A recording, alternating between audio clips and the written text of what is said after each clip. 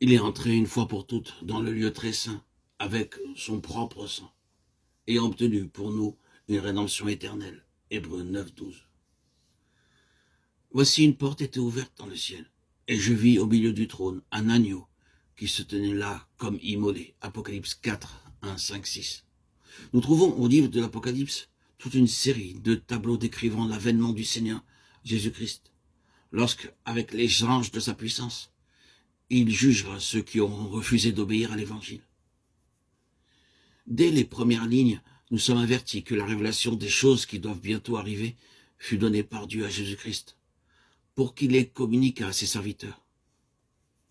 Et c'est l'apôtre Jean que le Seigneur choisit pour nous les transmettre. Saül de Tarse avait été appelé pour porter au monde le message de l'amour. Jésus s'était révélé à lui. Et maintenant, c'est Jean qu'il choisit comme messager pour transmettre ce qui lui sera dit et montré.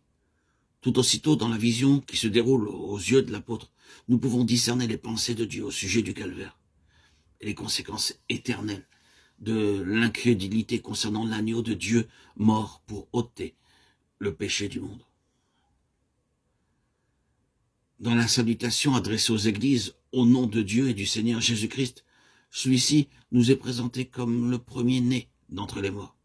Ceux auxquels Jean s'adresse sont les aimés du Seigneur, les délivrés du péché par le sang versé.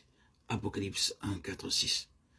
Ce Sauveur, mort pour eux et retourné au ciel, il représente les rachetés, ceux qui, sortis de la famille d'Adam, font maintenant partie d'une nouvelle race royale et céleste, par le sang versé pour eux, par leur mort avec le crucifié. Ils sont dès maintenant rois et sacrificateurs pour Dieu, héritiers de Dieu, co-héritiers avec Christ.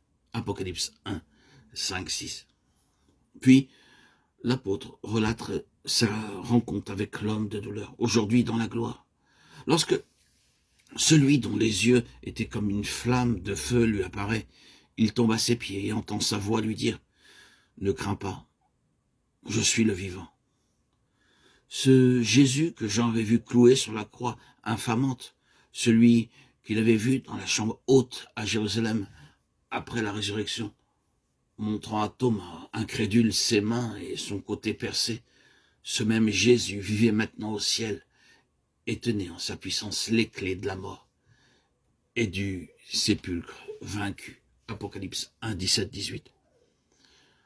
Dans les messages qu'il envoie aux églises, le Seigneur rappelle avec tendresse à ceux qui sont présentement dans l'affliction que lui aussi a été mort, mais qu'il vit maintenant.